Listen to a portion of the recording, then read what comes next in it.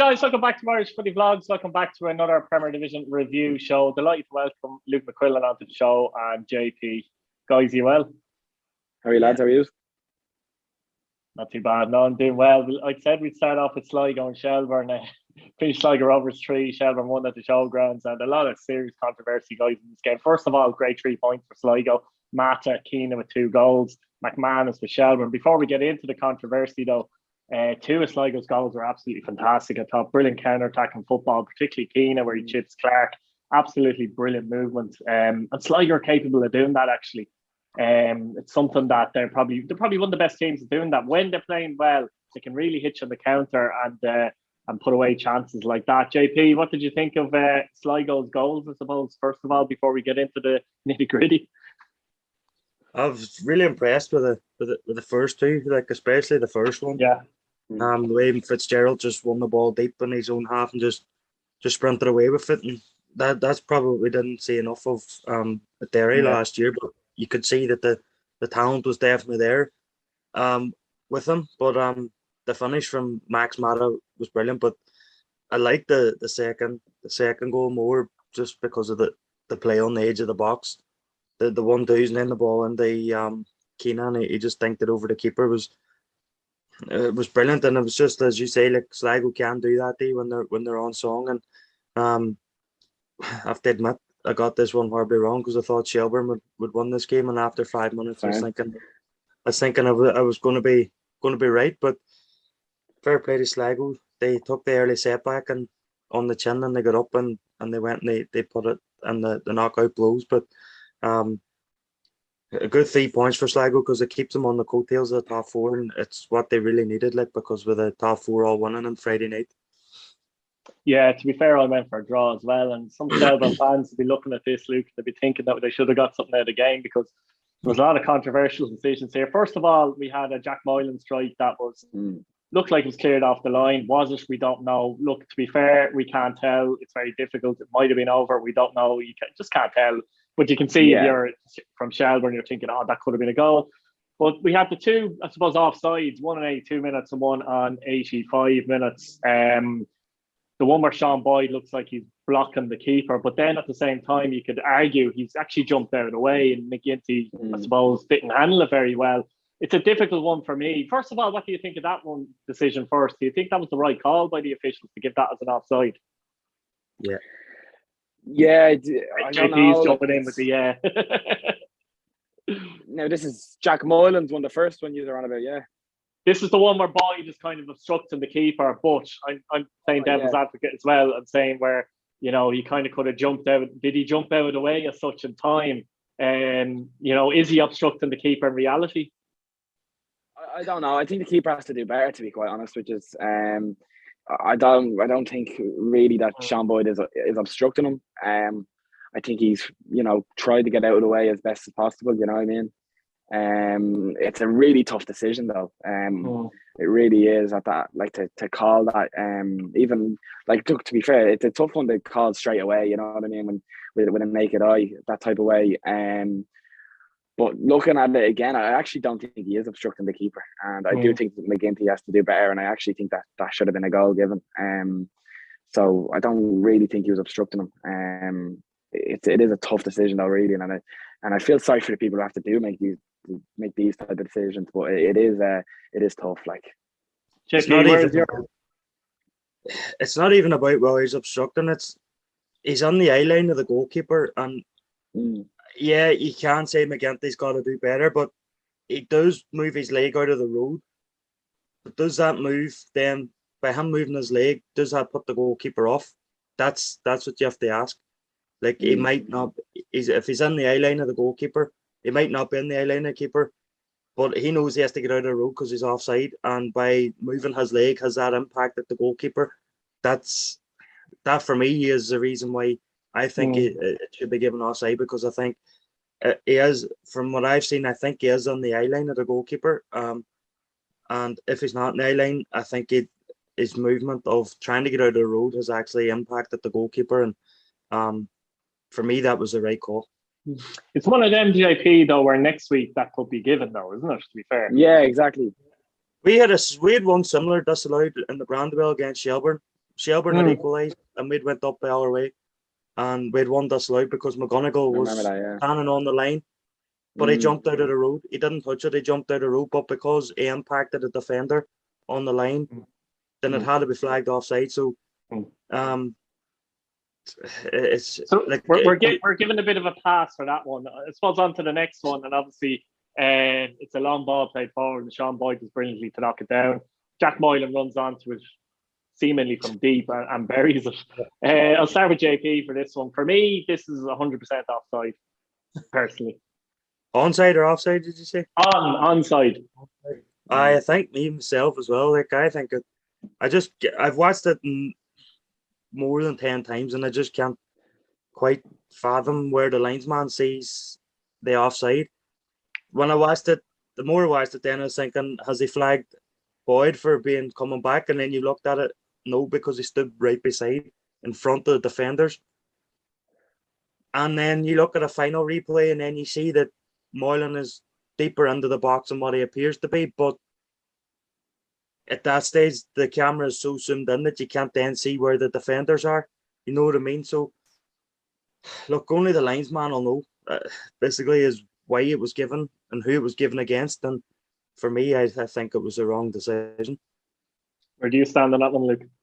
Yeah, I fully agree with you, to be honest. I've watched it, as JP was saying, more than 10 times. I'm still unsure, you know what I mean, where the offside is. And I actually think Sean Boyd does excellent, but like, yeah, he does. For that, it's just really what Sean Boyd does. I've been really impressed with him this season, actually. Like, it's just a great header. Like, it's just set up perfectly for Mullins. A great finish as well. And look, Shells are going to be disappointed with this because look, it's probably not a 3-1 game. And let's not take it away from Sligo. I think they were very, very good, and their goals were very good. The first two goals were excellent. Really good play. Especially the second goal. Like, that was excellent. And let's not take anything away from Sligo, but Shells will be disappointed here with maybe a few decisions that in another game might have went their way. But look, you know what I mean? I think that just sums it up, really. I think the final decision now would get on to the penalty at the end. Now, you know, Sligo may have won the match anyway, but if you're in Shelbourne's shoes, it's just kind of like it's confounded everything, isn't it, really? I think Clark, I actually think it was excellent goalkeeping, actually, JP, here, because the keeper is coming out and obviously trying to almost pretend he's going to go for the ball, but to force the player wide, he holds back. Yeah. And obviously, was it Keane who went down, actually? I can't remember who went down anyway. Fitzgerald, was it? You could be right. Could have been Fitzgerald, actually, it was Fitzgerald who went down. And look, I'm not blaming Fitzgerald here. That's what you do as well. But again, it's a poor decision, I think, from the officials here, unfortunately.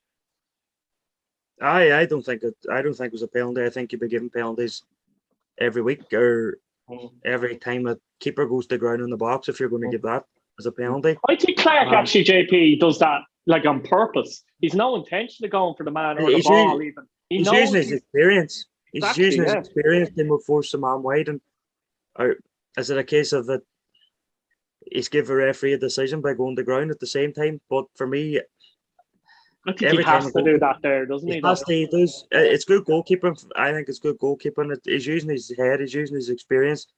He knows if he comes out and he stands off Fitzgerald, probably maybe just shifts it and puts it in the net or has a shot. But the fact that he goes to the ground, Fitzgerald's just going to knock that ball past him.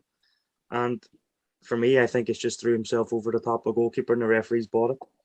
Yeah, look, Luke, you're the same, are you? I think on that one. Yeah, absolutely. It's not a penalty at all. Like, if you're gonna be given penalties for that, then you know what I mean, and that's just ridiculous, I think. So I think Clark does well, actually, to be quite honest. As you said, he is using his experience. He's a very experienced goalkeeper in the league. So I think Damien Duff will be very disappointed with that, and I'm sure he was very frustrated as well. I didn't really see any interviews with him after the game, but I can only imagine he might have been a bit unhappy with it. Absolutely. Look, as you said, guys, it was a brilliant result of Sligo. It's not Sligo's fault that these decisions weren't given, but the two goals were absolutely fantastic goals. They're up behind Pats now. They're only 3 points behind with the game in hand, so they'd be absolutely delighted to get the 3 points here and then move on to their next game with a brilliant 3 points. Yeah, absolutely. We'll head to Dalymount Park, and I don't know, for some reason when Bowls and Derry play, JP, there seems to be a lot of drama and a lot of goals, doesn't there? Finished Bohemians 2, Derry City 3, and of course Derry now have won 2 games in a row. I had a feeling this was going to happen once they won one. Just a mad game of football. Obviously, Thompson giving them the lead after 41. Look, Bowes be disappointed how they conceded it. A lot of space down that side, and I don't think Ty Grind needs to come out there. He makes it. He makes the decision easy for Thompson. The execution isn't easy, but it's an easy decision to make. Brilliant finish, to be fair. Cooch gets Bowles back into the game, and they concede, I don't know, a minute later through a brilliant volley, actually, to be fair. Yeah, right from the kickoff from Manny Smith. Bowles didn't touch the ball. And then you had Devoy's OG and a brilliant shot by Devoy, but to make it 3-2 after going 3-1 down. But talk us through this, JP, from Derry standpoint, I suppose. It's Dalymount Park that seems to bring all the goals, because when it comes to Brandwell, there seems to be a 0-0 or a 1-1 or something like that. So, look, Derry have had a good record at Dalymount, and Roy Higgins has talked about it. Even goes back to his playing days as a player, that their record down there has been fairly good. I think at one point we won 10 in a row against Bowes as well, in the middle of under Kenny Shields and either side of Kenny Shields, you know what I mean? So, and Bowes kind of got the upper hand on us the last couple of years, but this year we've got back the winning ways against them. And I didn't see this game, but I watched bits and pieces. I watched the back, but whenever you've already know the score, it's hard to sit and watch the full 90 minutes. But the first goal, it was a really good ball down the line by Porter, and as you say, Tag Ryan makes it easy, makes Thompson's mind up for him, because he goes for the lob and he executes it. Just didn't look like it was going to have enough of a piss to get on the net, but it did. Disappointing. Like the 2 goals that Derry conceded, they'll probably be disappointed, but because they were both long range efforts, especially the first one. Young Porter will be disappointed with his header. He put it straight out on the Ali Coutts path. But look, fair play to him. Within less than 60 seconds, he's up the other end. He's putting it across the back post for Matty Smith. They volley in the back, and then it was a really good response by Derry, because they didn't allow Bowes. They build on the equaliser. They just got at them straight away, and they do say that you're most vulnerable whenever you've just scored, and that's what Derry did. And the OG was a bit laughable. From a Bowes point of view, I think Dawson gets caught in 2 minds whether they clear it or head it, and in the end he just does nothing and it puts it past his own goalkeeper. But fair play to him. You actually questioned there, JP. Don't know, I agree with you there, but you would question. I'm not sure where were the centre halves in that position. I'm not really sure if the voice should be. Yeah, because it was right in the 6-yard box, like when he's coming it. It's probably similar to the goal the winner that we scored last time in Dalymount, that Bohemians didn't put a man on the wall. So Patrick McElhinney had all the time and space to choose whatever height he wanted on the ball. And it was flicked on, and Akintunde scores the winner that day. And this time Patchin's a wee bit further out. They have a man on the wall, but he's enough time to get it up and down. And the centre halves are probably trying to pick up Derry's best headers of the ball. And they've left that space. And I don't think the boy's under pressure either when he does it. Like, he's probably under pressure more from his own goalkeeper, and he probably panics, whenever he realises he can't get his head in. And I don't know, I think it goes in off his toe or something. But look, fair play to him as well. He didn't let that affect him when he got up and he scored a brilliant strike from distance. Maybe Brian Maher as a goalkeeper might be disappointed to be beaten from that range, but look, you have to sometimes give credit to the player who has the strike as well. And I know I predicted 0-0 for his game, but I didn't really believe it would end 0-0. But I didn't think we would lose the game either, you know what I mean? So, but they come back from the break and get 7 points out of 9, I think is a really good return for a team that had gone into the break without winning in 6 games. So, as you say, they got one game. They've bounced on from the UCD game, and they're going into Europe now, having put in a really good performance, scored a few goals, and it was a deserved 3 points. I know the one against UCD last week was just about getting over the line and trying to get that first one and build from it. But this was a really good performance, I think, from Derry, and every player can be proud of what the role that they played in it. Yeah, Luke, I mean, is Keith Long under pressure now, or is it more pressure from his own fans? How do you see that? Yeah, it's just pressure from the fans. I can't see him being under pressure. I can obviously see the fans are frustrated, and they will be. I mean, Bowes have probably, look, the squad they have this season is not probably what it has been in the last few seasons. So you can see why they're frustrated. Of course, they lost a lot of players, a lot of key players at the start of this year.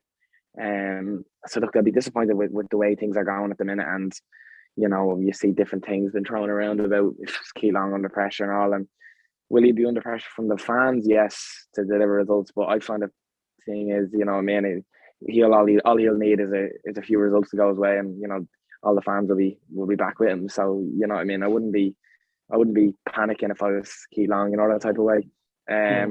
But look, they need to improve defensively big time though. We've been saying it for a long time, but defensively they're quite poor. Let's be fair about it. Yeah, it is poor, but you have to remember what they've lost as well. Like they lost Rob Cornwall, and Keith Buckley. I know Keith Buckley's not a defender, but he's their enforcer. He was, their captain, and he was just everything to them. And when you take a spine out of a team, it hurts. You know what I mean? And it does hurt defensively. You know what I mean? Because you don't have as many strong-minded characters like the way Cornwall would have been and Keith Buckley. So you can understand the fans' frustrations, of course. But look, it's the game I predicted, and I actually predicted Derry to win. I predicted less goals. But probably it delivered a great game. Look, it's a great game, to be quite honest, and it's funny as well because I watched the highlights and you could sort of see that Derry full deserved winners. I think Bowles will be really disappointed with the way they defended for the goals, the 3 goals. The first one is avoidable. The second one is very avoidable. You've just scored, like you've just got yourself back into the game, and then 40 seconds later you're losing again. You know what I mean? And it's a great goal. It's a great ball in by the young fullback for Derry.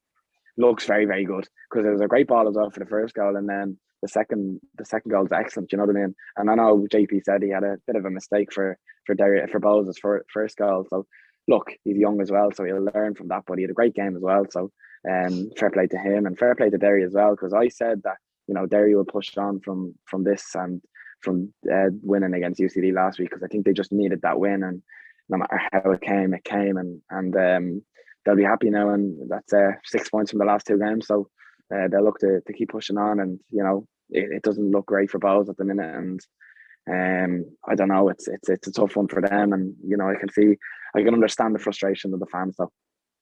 Yeah, a point behind Dundalk now. Derry obviously, I love Dundalk in the game in hand, but go on, JP.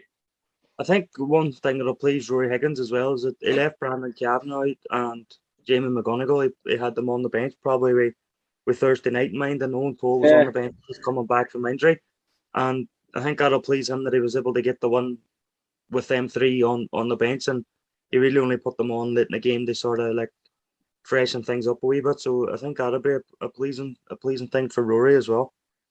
Yeah, finished Dundalk 3, UCD 0 at Oriel Park. McMillan, sluggish, Ward with a late goal. 0-0 at half time in this one, and by all accounts, UCD were frustrating the life out of Dundalk in this game. But as soon as Dundalk got the goal from McMillan, which was a good finish, and important that he scored with Hubin for a few weeks now as well, Dundalk just seemed to kick on and win this game very convincingly, and their home record just continues to blossom. Point ahead of Derry, but 2 defeats all season, 21 games, and I'm very surprised how they're going. Very surprised how defensively strong they are, because under O'Donnell at Pats, they kind of played this high line. They didn't have much pace in defence. Now Dundalk have got Connolly there, centre back, and Boyle, good players, but not the pace if you want to play that football. I think it's dropped the back slightly, but the 2 full backs are playing really well, McCarry and Leahy, and they get up and down well as well. Sloggett, by the way, is starting to find the form that got him in the move in the first place, to be honest. I'm seeing Derry's Sloggett at Dundalk now. So a fantastic 3 points for Dundalk, and if they stay anywhere in the top 3, it's mission accomplished this season, JP. Yeah. Oh, definitely. Like we spoke about it in one of the previous shows, that they're probably ahead of schedule from what they maybe anticipated themselves to be, and it's 8 wins in a row now, I think, at Oriel Park, and that's a great record they have. Like they're making Oriel Park a fortress again, and I think they've gone 15 wins in 19 games or something. Something like that. Yeah. The last season as well. So, and it's probably no coincidence that it's come when the fans are back in as well. It's such a tight venue to go to anyway, and then when you've got the support that they have, it makes it even more difficult. And two defeats out of 22 games is a great return for a side that was probably just put together with a few weeks before the season, and given the difficulty they had in getting in a new manager and stuff like that. So I think Dundalk will finish in the top three this season. I can't see them dropping out of the top three, and it's great to see them actually, because we all thought they'd be struggling to make a top four, but they're doing well. And this is exactly the game went exactly how we thought it would. At least three for Dundalk, although it took them a while to get going. And as you say, McMullen's got on the score sheet, which he's going to play a big role now in the next few weeks with his first league goal since July last year. Would you believe that though? Well, you know what? Because he's been playing a bit part, I think, at Dundalk, probably maybe believe it a wee bit, but it's probably surprising, but at the same time not surprising if you know what I'm trying to say. But he's probably going to have to chip in over the next few weeks with more goals, especially in the bigger games, like because Hoban, as I saw on the brand a few weeks ago, he did in a hunt for 85 minutes, and then he got one sniff and he bagged the winner. So that's the type of player that Pat Hoban is. And let's not forget, before McMullen went to Scotland, he was the same as well. And he's come back now, and he's playing back up the Pat. And you don't lose that quality. You might lose a yard of pitch or so, but you don't lose that quality. And I think McMullen will start to score a few goals now as he gets more game time. And Greg Sloggett, we know all about him from the 2019 season, and he's starting to put in the performances now that, as you say, got him the move to Dundalk. Yeah, I think he was man of the match as well. UCD, Luke, it's bizarre, isn't it? 1 win in 21, but they're only 3 points behind Finn Harps. It's bizarre, isn't it? Imagine a situation where UCD win 3 or 4 games, finish 9th, and actually win the playoff and stay up. Oh, you wouldn't really know with this league what's around the corner. But look, you know, they've lost Liam Kerrigan, they've lost Colin Whelan. It's gonna be a struggle for them for the rest of the season. In every game they play. And the bright part, Luke, Dylan Duffy has looked very sharp in the games. I know you're asking a lot. Very good. Coming in, but he has looked sharp, hasn't he? To be fair. Yeah, he has looked sharp, and in fairness to him, he's dangerous as well. And I actually thought when we played them up in the UCD Bowl that he was their most dangerous player, and he was actually a player with, and that they had both Whelan and Kerrigan playing at the same time. So I thought he was the most training player in that game, and I've seen a lot of games of him this season, and a lot of people have said that he is very dangerous. So, you know, he came from Shamrock Rovers Academy, so you know he must be doing well. You know what I mean?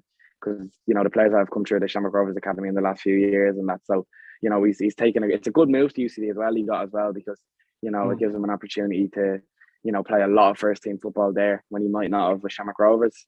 I know he featured a few times for Rovers towards the end of last season, but you know, this season now he's playing every game and he's starting every game, so that's what he'll probably wanted, and he'll probably get a few years of that. And you know, maybe he's the next up and coming thing from UCD. But on the game itself, I think it's pretty comfortable for Dundalk. Obviously, they'll be disappointed that they were 0-0 at half time, but you know, I think they were frustrating UCD. I think UCD were frustrating Dundalk. So I think UCD would have been pleased at half time to be 0-0 and still in the game. But you know, once Dundalk got that goal, it sort of opened it up then for them to add more. And to be fair, it was a pretty comfortable 3-0 win. And as you said, look, this home record keeps going, and I don't know who's gonna stop it, to be quite honest, because you know even the likes of Shamrock Rovers have gone there and been beaten. So, who's gonna put an end to that? It's gonna be really tough to do because they're looking at a serious side, and they come to Heading Game Park now next Friday night. So they're a frightening team at the minute, in fairness.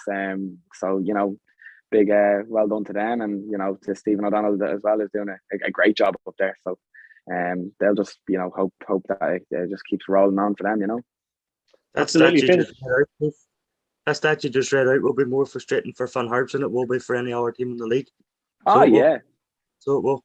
The one win in 21 games, and they're only 3 points clear of the bottom team like that.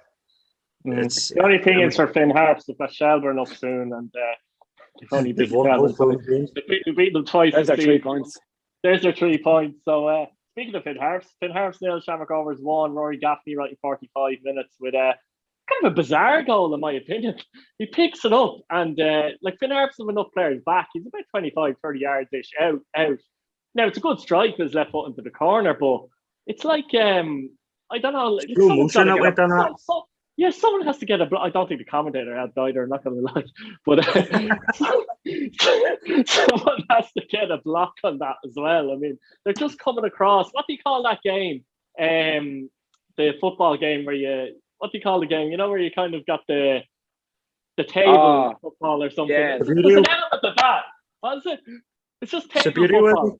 No, that's the table football. Right. People know what I'm talking about. You know, there was an element of that type of defending from Finn Harps in it. It was very strange, but the commentator, like, look, I just think a little bit more enthusiasm, surely. But look, it's a typical Shamrock Rovers win in many ways because it just keeps them ticking along. 10 clear Dundalk, get the 3 points, job done, on to Europe, I suppose, JP.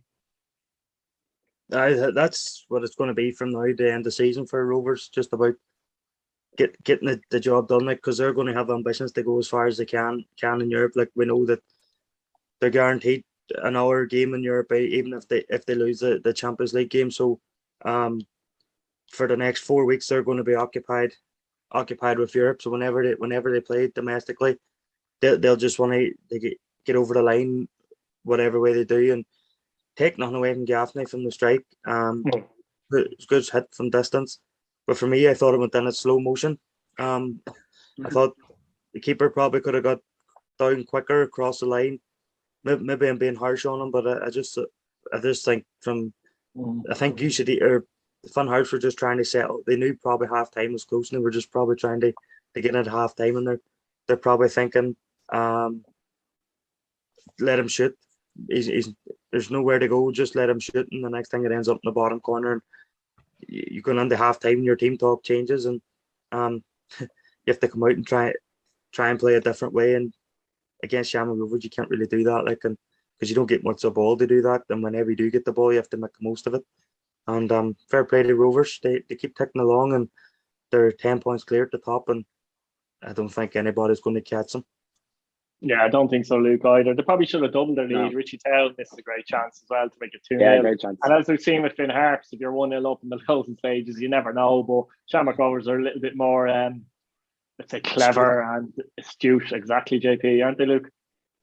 Oh yeah, that's it. Look, it's just comfortable, isn't it? Like, they probably didn't get out of second gear in that whole game. So, you know, they just wanted to go up there and get 3 points, no matter how you get it, because it's always a tough place to go to. Like, and it's for them, you know what I mean? It just sort of reminds me of last season with them. Like, I remember they were playing in Europe and they came to Headingley Park and they didn't actually do anything the whole game, but they just scored and then they were comfortable. You know what I mean? Like, they just turned, like, they just got the goal and they were just happy then, you know what I mean? Because they probably knew they weren't going to concede. Like, and it's just that's just so clever from them, because it's, you know, that just shows the quality they have to even do that, because there's probably no really other teams in the league that would be so comfortable at doing that, you know what I mean?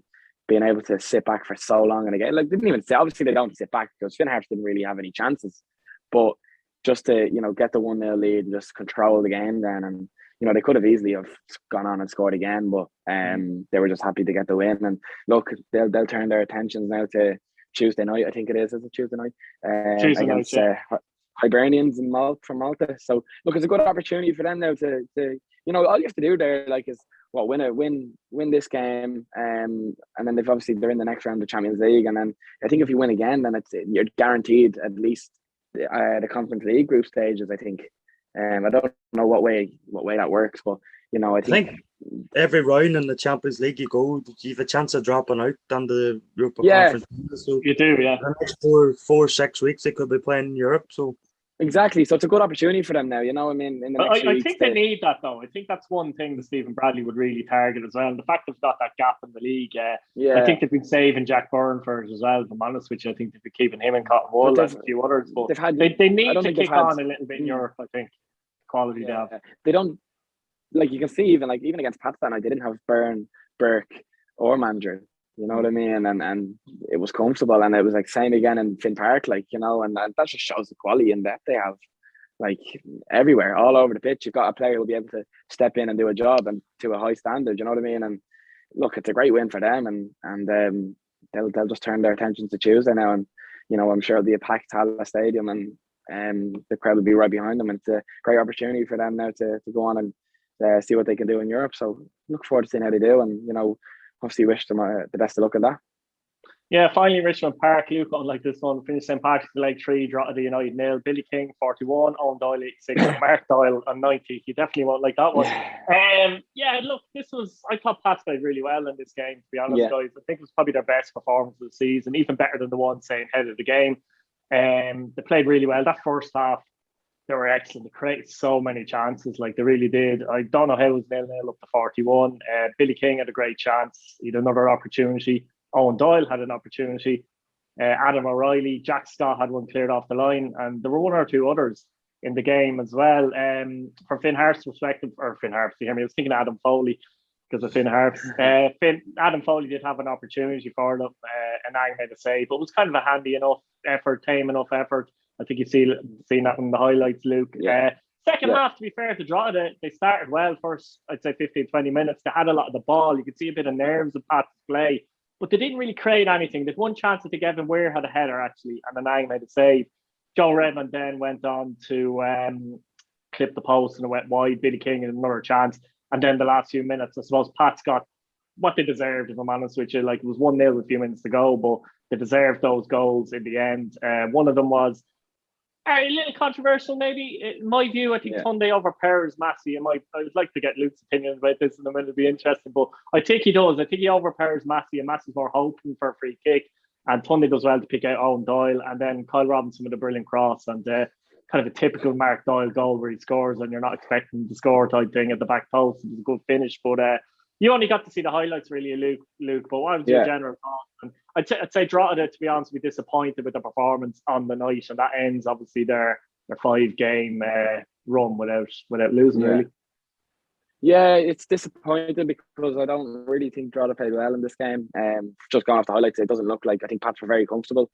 I think second half, I think Drogheda definitely done a lot better than the first half. They'll be disappointed with the first half, but I think they probably would have been happy up until Billy King scored to be in the position they were, not to be 1 or 2 down, and then obviously he scores, so it sort of changes Kev's team talk at half time. And if they got to half time 0-0, it could have been interesting, Luke, because Pats were absolutely after dominating the first half, and if Pats go in 0-0 at half time, maybe there's an element of doubt that comes into Pat's mind, and Drogheda are thinking, Jamie Mack, this is all right now, like, and you just don't know. So that goal from King rather was crucial, really, on 41, I have to say.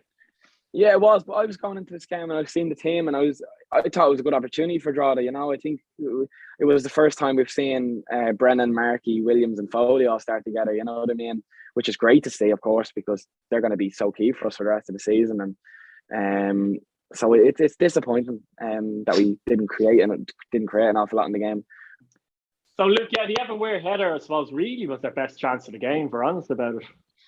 Yeah, and look, Anang does well actually, because it is a tough one. It's sort of, I know it probably goes, it's quite slow coming into him, but it does bounce and it makes it awkward. So he done well just to push it away. But look, Tim's going to be pleased with this, and I'm sure the fans were pleased about it as well. I know they were still giving out about his lineup and all before the game, but to be fair, it worked out in the end for him, and they were very dominant. Luke, I'll interrupt you there. It went from the usual bad wordery, we'll say, against Clancy to Tim left Drogheda because you're shit, that kind of way. This is what happens. Oh, lovely, yeah. Yourself. Lovely. And the next week he might be so and so, etc. You know yourself. But sure, look, anyway, look, that's football for you again. Again, but look, it's dominant for Pats, and I think Drogheda will be disappointed. I'm just hoping now that it doesn't lead to a few games of a few losses in a row now, because that wouldn't be great, because we have a tough game now next week, Loud Derby. But sure, look, it's a derby. It's anything can happen in these games. So we look forward to that, and it should be a good atmosphere. So hopefully, we can put in a good performance and get something from the game. But it'll be very tough because Dundalk are a very good team. But Drogheda will be disappointed tonight, and last night, Friday night. So look, you just gotta put it behind you and move on from it. JP, from Drogheda's point of view, and sometimes this can be difficult for a manager, but they're kind of in a comfortable position in the league, aren't they? They're 10 points clear, Finn Harps, only 4 points behind Bowles, for example, in 6. So no doubt he'll be saying to his players, let's try and push up the table, because you can easily fall into a comfort zone in their position, can't you? Absolutely. Say like they're 10 points clear Claire Van Harps, and as you say, like that, some players could get complacent, and that maybe where they might maybe need a couple of bodies in July. They maybe like keep the other guys on their toes and keep playing the way they've been, like, because they have picked up some good wins this season and some good results, like. So they beat Dundalk, and they've drawn twice against Derry, and they've beaten Shamrock, Rovers. So on their day, Drogheda can cause teams problems. It's just about keeping the players there on their toes, and maybe bring one or two in. They freshen up the team and keep the other guys on their toes. And why not target sixth place? Because they're only 4 points. They're only 4 points there, and we know when it comes in the winter part of the season, that's when sometimes Van Harps really string a few wins together, and they could really suck you into a position that you don't want to be in. And I think last year, when you look back at Waterford, who were struggling at this point in the season, and they put a few wins together and they sucked Van Harps in, they were where they didn't want to be. Although Harps managed to get a few wins near the end of the season, they get themselves back up the table. But look, as a Drogheda fan, you'll not want to be coming into October looking over your shoulder. Neither will Shelbourne or Bows, and those kind of teams will be looking over the next couple of weeks. They get points on the board wherever and whenever they can, and I think Drogheda are probably in a really good position for now, but they do probably maybe need a couple more wins. They sort of make it a wee bit easier, but I think the grip that they have is a really good grip. But maybe one or two in the door could make them a wee bit stronger. Yeah, it's tough as well though, because we've lost, a few players. Obviously the two lads who've gone back to Lincoln, and they've both of them started yesterday in a pre-season friendly, and Sean Rowan actually scored, so it's pretty much brilliant to see. But look, it's tough because we probably do need a few bodies in. I don't know. I think I've seen Kevin doing an interview at LMFM basically saying that he hopes that one or two might be in now this week, so I don't know what that's about.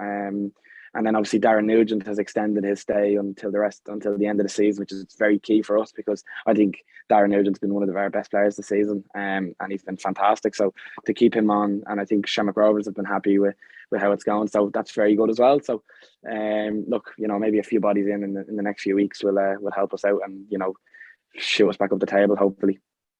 Yeah, JP, just from Pat's point of view, important to get a win, wasn't it? The fact that they don't play next week actually as well.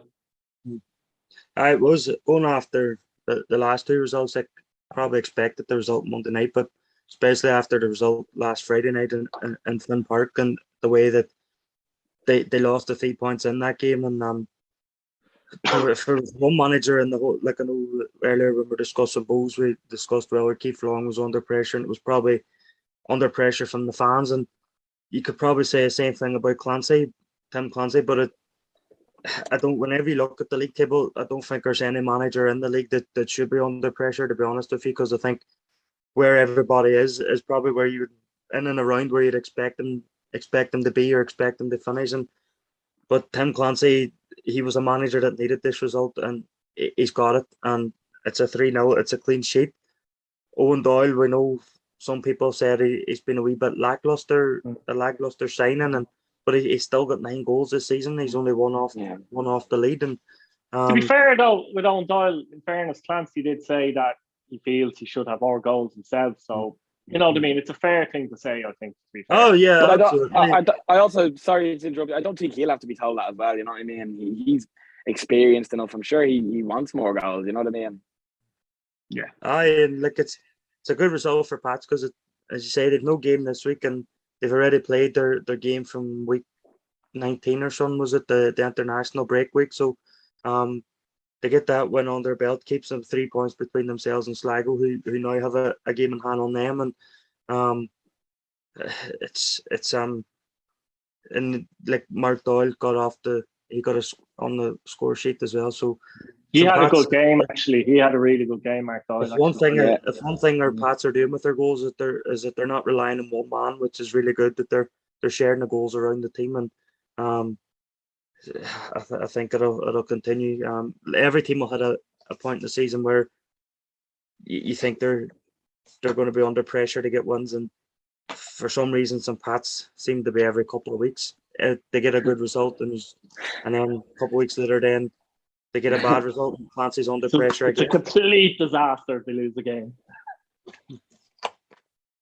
I don't know why. Like maybe some past fans can tell us that. Yeah, I'll say nothing, but maybe they can let us know in the comments, some of them. But thanks for coming on, guys, as usual. Best of luck to all the teams in Europe as well this week. Obviously, Rovers taking on Hibernians, and we've got Sligo up against Ballytown, and obviously Derry City up against Riga as well. So all winnable games, I have to say, for all three teams as well, or winnable ties, even in my personal opinion. So yeah, guys, subscribe if you're new, hit your bell notification button, and let us know what you think in the comments. Thanks for watching as usual. Cheers, guys. cheers. Thank you.